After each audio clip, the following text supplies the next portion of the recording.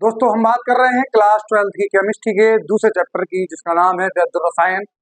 इस चैप्टर को हमने 3 हिस्सों में डिवाइड किया था, चालक, सेल और बैटरी।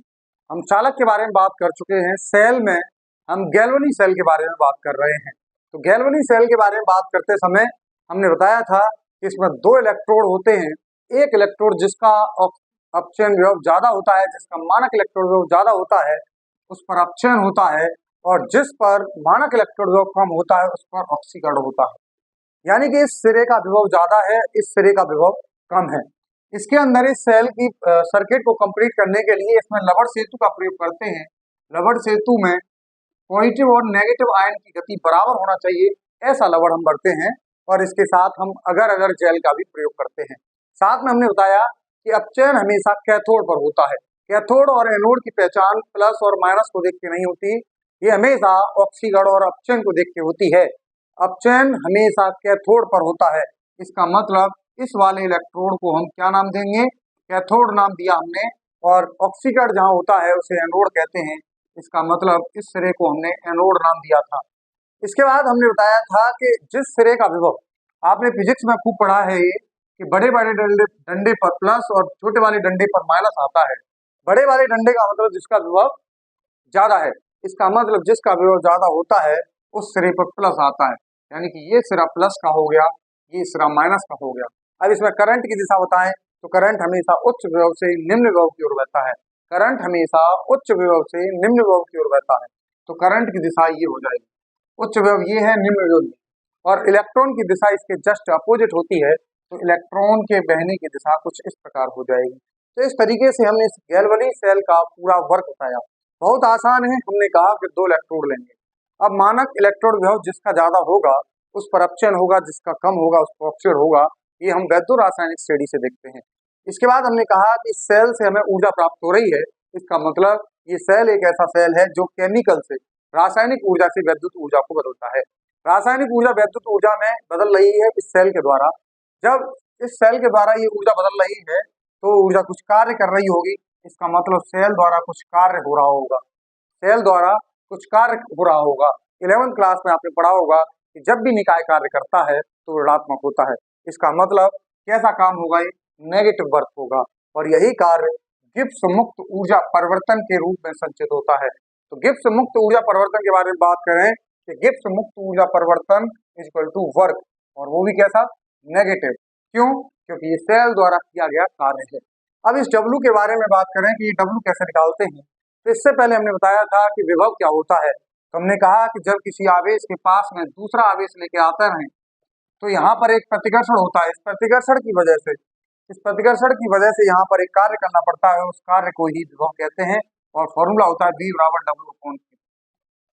तो यहाँ से W equal to V into Q हो जाएगा। तो यहाँ से delta G equal to V into Q हो जाता है।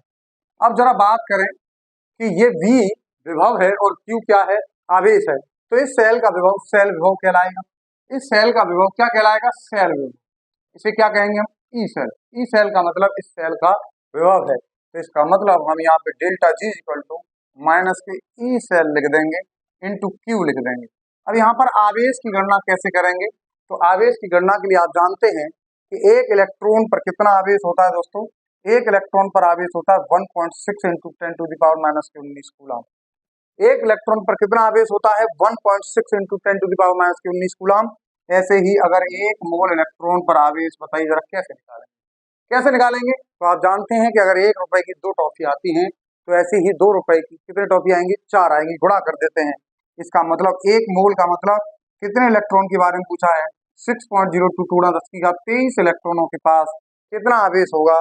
तो इसका गुणा कर देंगे। तो ये गुणा करने के बाद 96,487 कूलम आता है।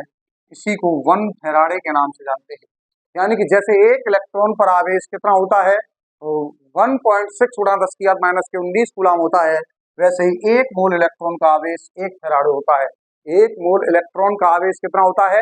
1 फैराडे। तो 1 मोल का 1 फैराडे है तो n मोल का आवेश कितना होगा? n Faraday. इसका मतलब इस फॉर्मूले को हम ऐसे लिख सकते हैं, delta G equal to minus के ई सेल गुणा, अब 1 फैराडे 1 मोल का है तो n मोल का n फैराडे, तो NF यहाँ पे चार्ज लगा दिया तो delta G equal to minus के NF ई सेल आ जाता है। It is a very very most important formula. इस चैप्टर का एक मोस्ट इंपोर्टेंट फॉर्मूले में से एक है। हमने क्या किया, ध्यान से देखें जरा, हम क्या कर रहे हैं। हमें पता है कि delta G equal to minus के डब्ल्यू है। सेल द्वारा किया गया अधिकतम कार्य ही गिब्स मुक्त ऊर्जा परिवर्तन कहलाता है। इस डब्ल्यू की वैल्यू हमने फिजिक्स के फॉर्मूले से निकाली, वी इंटू क्यू आता है। हम जानते हैं कि W equal V equal to W upon Q होता है, तो यहाँ से W equal to V into Q हो जाएगा। लेकिन ये सेल के लिए विभव है, तो ये सेल विभव लगा दिया। और हमने कहा कि एक मोल इलेक्ट्रॉन पर आवेश 1 फैराडे होता है, तो एन मोल इलेक्ट्रॉन पर ये आवेश कितना हो जाएगा, एन फैराडे हो जाएगा। तो यहाँ आवेश की वैल्यू एन फैराडे, तो आवेश की वैल्यू एन फैराडे और विभव कितना हो जाएगा, ई सेल। तो ई सेल गुणा एन एफ, तो ये फॉर्मूला बन जाता है माइनस के एन एफ ई सेल। तो delta G is equal to हमारे पास आ जाएगा एन एफ ई सेल, जहाँ पर एन इलेक्ट्रॉन के मोल हैं, कितने मोल हैं, एफ 1 फैराडे है और ई सेल इस सेल का विभव है। अगर इसको मानक गिब्स मुक्त ऊर्जा परिवर्तन निकालना हो तो डेल्टा जी नॉट से प्रदर्शित करेंगे और इस सेल विभव को मानक सेल विभव ई नॉट सेल से प्रदर्शित करेंगे। तो आपके पास दो फॉर्मूले बन के आए, डेल्टा जी और डेल्टा जी नॉट। तो नेक्स्ट क्लास में हम बात करेंगे कि नष्ट समीकरण की उत्पत्ति कैसे होती है, यानी कि ई सेल और ई नॉट सेल में क्या संबंध होता है, और इन दोनों फॉर्मूलों की सहायता से उस नष्ट समीकरण की निगमन की बात करेंगे। तो आज के लिए इतना काफी है। Thank you.